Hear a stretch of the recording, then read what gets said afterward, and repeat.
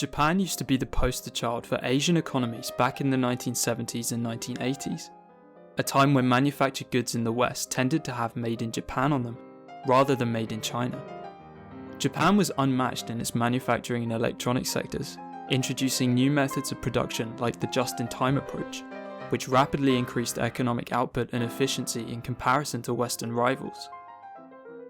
This expansion in key sectors in the post-war period, and Japan's ability to easily access technology from the West, led to it quickly becoming the third largest economy in the world, and even the second largest for a time in the 1980s, just behind the United States, showing on average a 4% growth rate per year during that decade.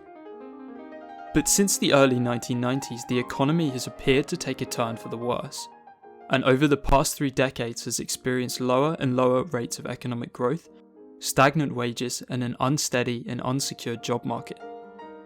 An asset price bubble which burst in 1991 led to what many now refer to as the lost decade, stretching from 1991 to 2001. But because none of the fundamentals really changed in the following years, many economic commentators now expand this to the following 2 decades up to the present day. The Japanese stock market, for instance, has still not reached the level it was all the way back in 1989. And in that same year, 32 of the most highly valued companies in the entire world were Japanese. Now, however, that number sits at just one company, Toyota. So what are the underlying causes of this sudden and dramatic slowdown in economic progress? And are there any ways that Japan can escape this low growth trap? One of the first but often obscure aspects to Japan's economic development is its so-called dual economy. A common misunderstanding about the Japanese economy is when people use its flagship companies like Toyota, Honda, or Hitachi as a representation of the Japanese economy as a whole. But this couldn't be further from the truth. Research by the consultancy group McKinsey in the early 2000s found that the economic development of Japan after World War II largely followed 2 different paths. New and lucrative multinational firms found success through manufacturing and exporting, but there were also local economies in towns and villages across the country, small businesses like restaurants, grocers, and construction companies that typically saw much less development over the same time period, and were a much less efficient part of the economy. Much of Japan's growth then in the post-war period was monopolized by a small segment of the country's largest companies. It is arguably this local portion of the economy, characterized by small businesses, that is restricting the overall economic development of Japan for the following reasons. These small, local, and often family-run businesses are very inefficient compared to larger businesses with higher turnover, and are much less likely to take risks and invest into new products and services, and many are also unprofitable.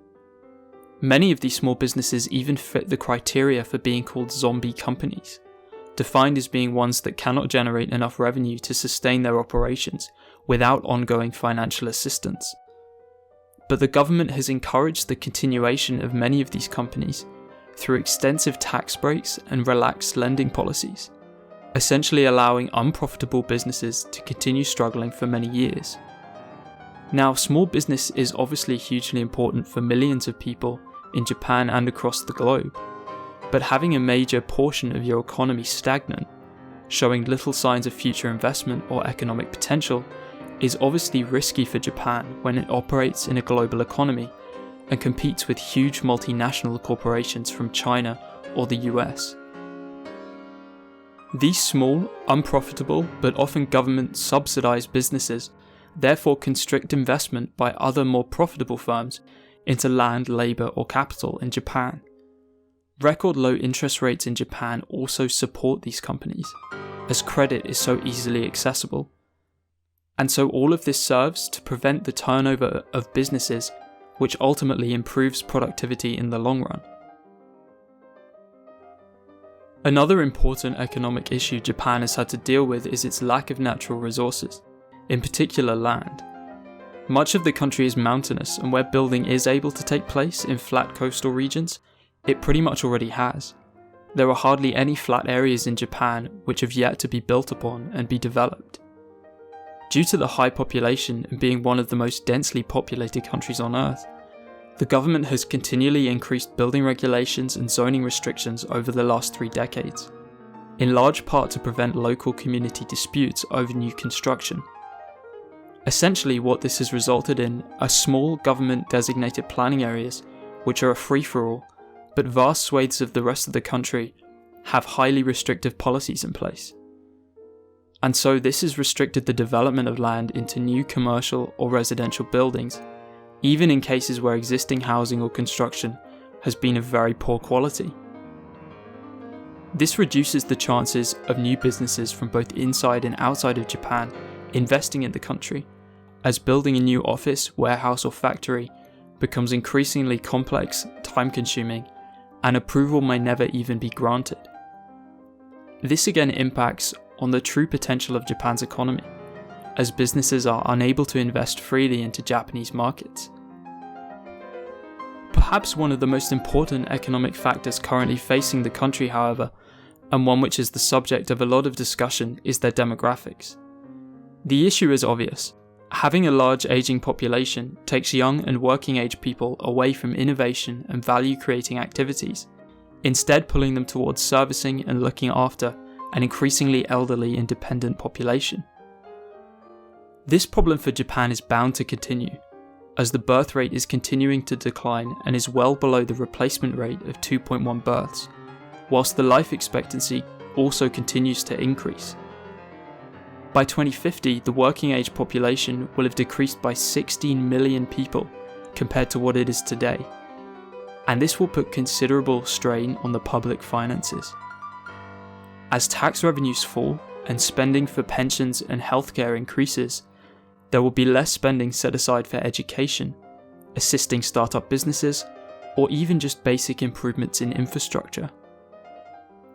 You might say then that the government will inevitably have to continue borrowing money to pay for its pension and healthcare shortfall, which is bound to continue through the next couple of decades. But it's unclear whether the levels of public debt that Japan currently has can feasibly be pushed any further. Their public debt currently stands at $11 trillion, which is around 240% of its nominal GDP. The current monetary policy of low interest rates and low inflation facilitates this at the moment, but if inflation were to increase, there would be huge pressure for central banks to raise interest rates to protect savers, especially in a country renowned for its financially conservative household spending and saving.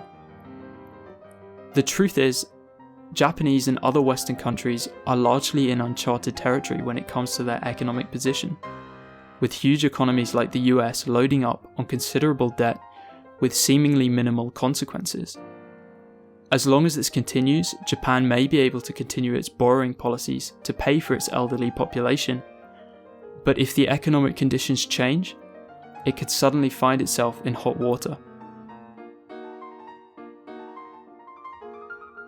The high emphasis that Japanese families place on saving has also contributed to many of Japan's economic problems, in particular deflation, especially in the late 90s and early 2000s, after the asset price bubble burst in 1991.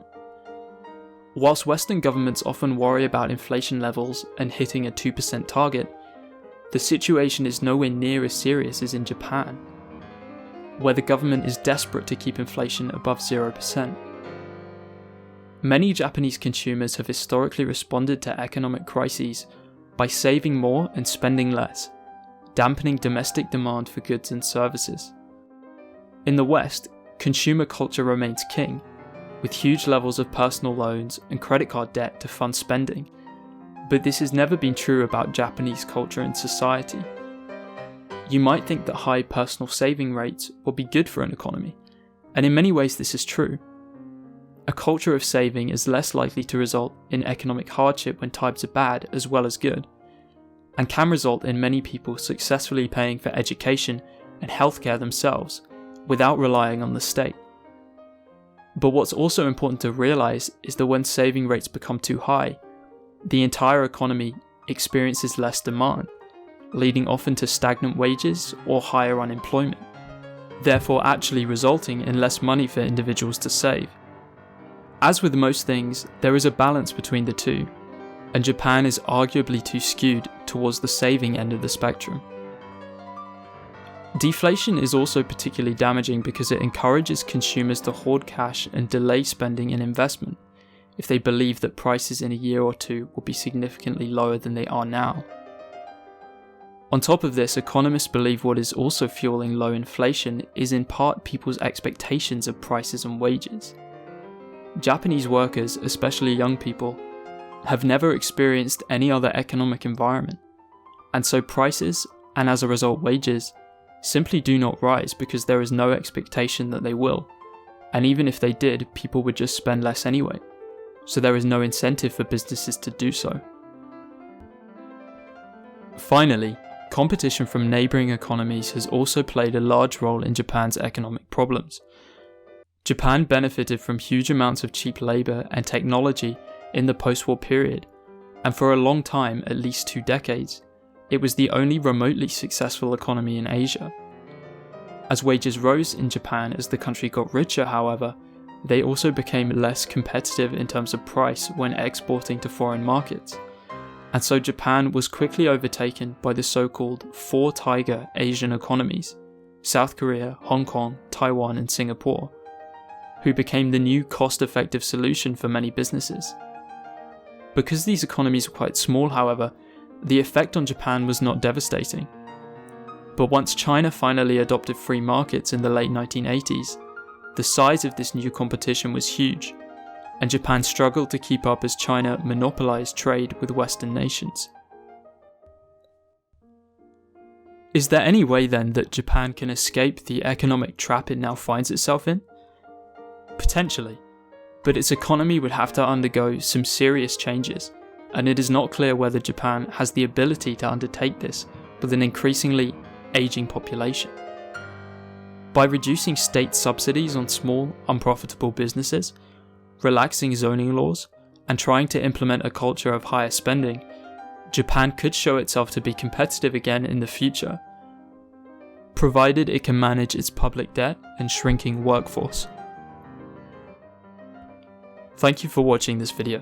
If you enjoyed it, please like, comment, and subscribe.